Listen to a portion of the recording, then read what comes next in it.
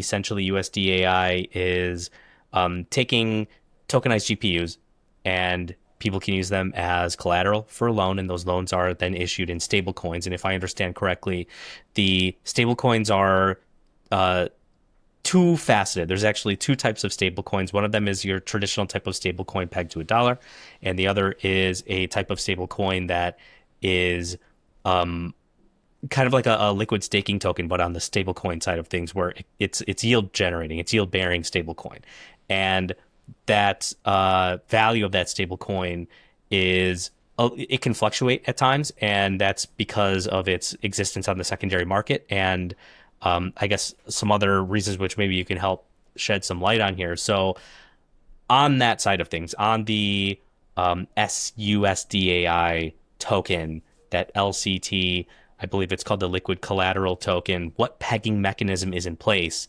to keep both the stablecoin pegged to the dollar and SUSDAI from experiencing dramatic price volatility?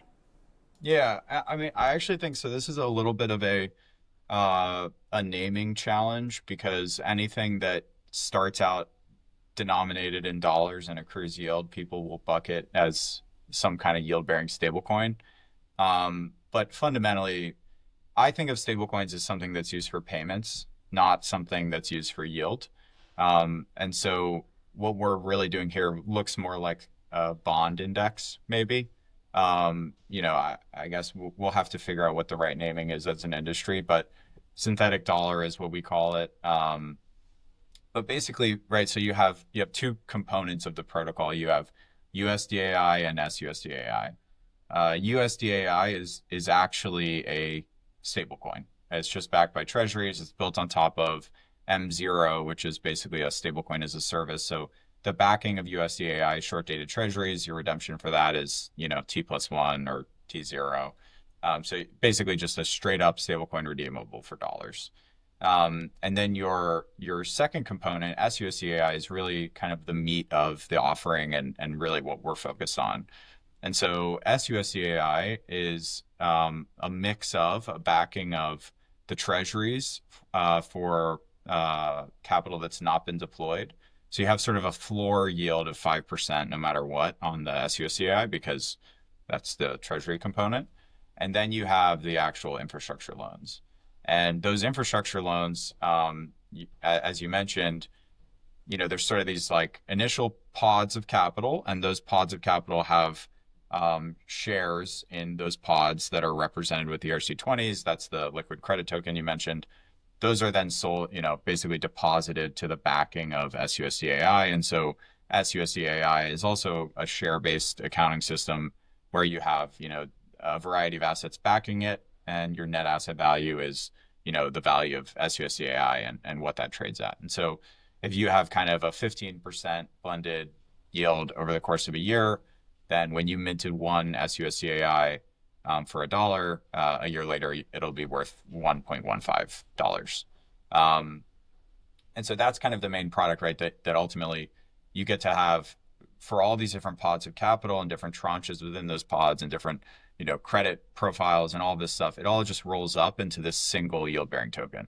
And so as a user, what you get to do is kind of think holistically about the offering and what the different components are of the protocol. But for you to actually execute your deposit or execute on like what you think if this is a good use of your money or not is just a one-click deposit as opposed to viewing each individual pod and having to dig into all of these different components. And so SUSDAI, and I think this is where this product is particularly compelling relative to non-crypto based credit products, is SUSDAI can trade day one on the secondary market. So you can have, and we will have, AMM liquidity for each one of these, for SUSDAI. So you can trade in and out of it. You can also redeem back to the underlying assets. Despite the loans being long dated, they're typically 3-year long loans. Those loans amortize. And so every 30 days, you have a bucket of capital that's available for the SUSDAI holder to actually like redeem back into dollars and exit the position early. And this is in sharp contrast to how you would typically see a private credit vehicle. And so, I think that's where this starts to get really interesting is building this on crypto rails.